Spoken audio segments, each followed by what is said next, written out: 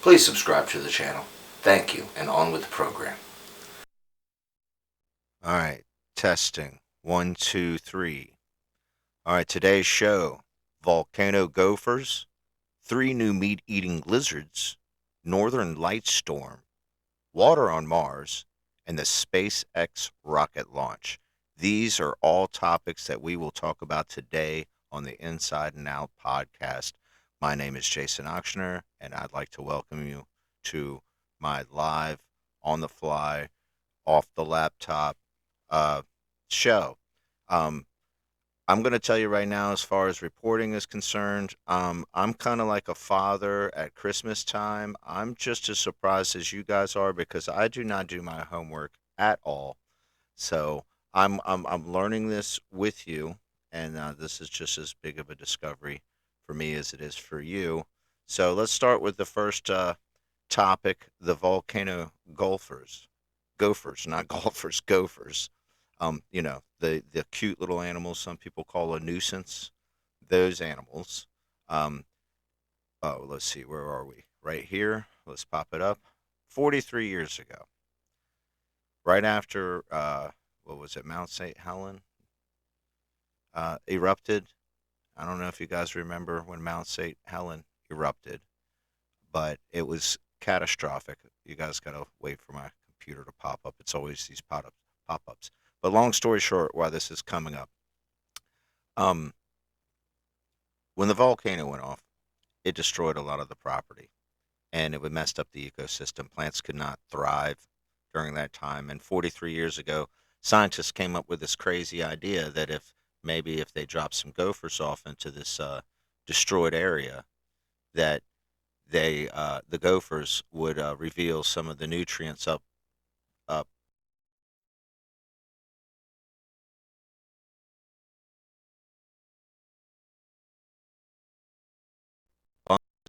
bunches of gophers, these cute little guys, on a mission to Mount St. Helen, and they just dropped them off. And there was certain sections that they put them in, and there was other sections that they didn't uh, place the gophers. And sure enough, years later, even up to today, it is tremendously obvious that the gophers made a big difference by revealing certain fungus, I believe, and fungus and bacteria that that was much needed for the plants to grow in those areas. So talk about an animal on a mission. It understood its mission. It knew what it had to do. And these soldiers went in there for us 43 years ago, and this soil is still safe today. Thanks to who? Thanks to the gophers, mostly seen as a nuisance. I see them as a hero. Thank you, Popular Mechanics, for this wonderful, wonderful article about gophers. Um, let's talk about the next subject. What is the next subject? I said subject number two.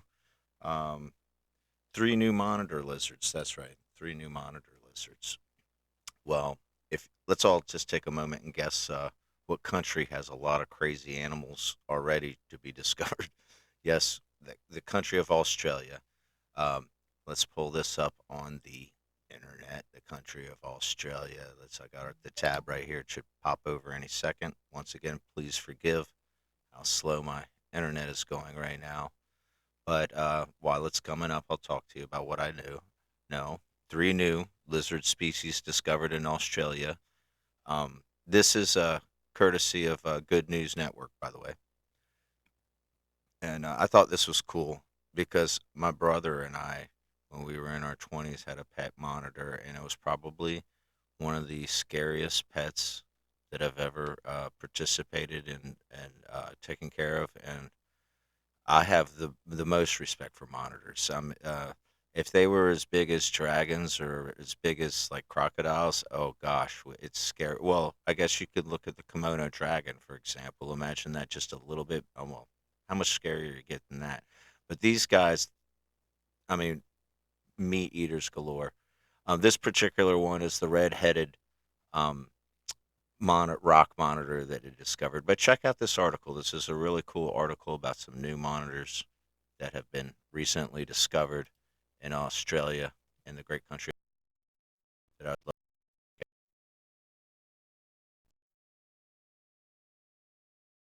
been going. If anybody knows, a few days ago we had a solar flare go off on the sun as it was facing the Earth, and it was sending plasma our way. And to some of the people who really, really, really study the sky, and some of the people who are kind of the doom glimmers who look at the sky, a lot of people think that this could potentially cause an electromagnetic storm that's intense. Some people actually think it could mess up the grid, polar. But I don't know about all that. But what is being reported by, I guess, what you consider reliable sources is that it's going to have a great northern light effect everywhere. The aurora borealis is going to be seen in 18 states here in the United States of America. And let's pull up that article about the northern lights. Now that we're done with the three new lizard species, once again, please forgive how slow the computer is going. I guess maybe a day that I'm making this semi live podcast. Is this thing what? Well, while we're waiting for that to come up, another breeze here. Well, while we're waiting for it to come up, I was just going to say I apologize for all of the delays that we have going on here. But like I said, I've got a bunch of tabs opened up right now, and I'm just playing around with what I would consider. Um, if you were back in the '80s, this is like dubbing tapes. The way I'm editing right now, but I find it really fun to do it like this. Uh, Let's see. I think I got it up right now. Okay, finally. Northern Lights may be visible in 18 states tonight. This is space.com reporting this, I believe, today. And let's see if I can scroll real quick to see if they mention the states. You know what? One of these days, I'm going to get faster internet, um, maybe courtesy of future. Okay, here's the list.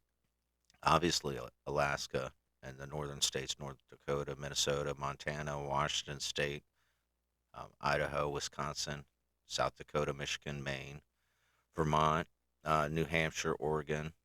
Now, those are potential, all these states so far: Wyoming, Iowa, Nebraska, New York, and Illinois. These states have seen these lights before.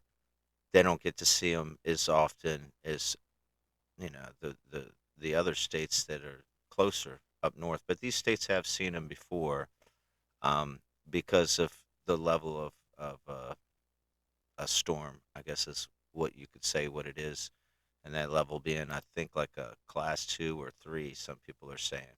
But it's weird how they're reporting it because in the beginning it's like, wow, solar flare storm coming our way. And now it's like, enjoy the lights. It's like, is it Christmas time or is it like 4th of July? Boom. We don't know. I have no idea. Like I said, I'm not a scientist. I'm not a reporter. I'm just bored playing on my laptop and having some fun. Um, and That's where we are. So if anybody finds out more, I would look out tonight. They say from tonight through possibly the 21st, but the 20th, you could see these lights if you're in any of these states or any of this area. I guess we'll take a quick weather break, and here in my hometown right now, I'm looking at 48 degrees outside, and tonight I can look at a low of 34. I don't know if you guys are located here with me on the Eastern Shore, but that's not too bad. We got some clear skies, and tomorrow we're looking at a little bit of clouds coming in, but the heat's gonna get up there to a good old 57 tomorrow. So I'm excited about that after these last few cold days. Um, I guess now we'll get to the next story, and the next story is from Reuters.com. Is that how you say it, Reuters? Reuters? I don't know, Reuters. Um, uh, I'm calling this water on Mars, but you know, I don't think we really necessarily have found water on Mars, but um, it should be coming up here in a second. There we go. The NASA rover has detected some of the oldest evidence of water flowing on Mars. I think that's pretty cool. Check out the NASA rover there. Man, I don't know if you guys are like me and was a kid in the 80s and remember like Johnny Five. That kind of gives me the Johnny Five vibe, the rovers.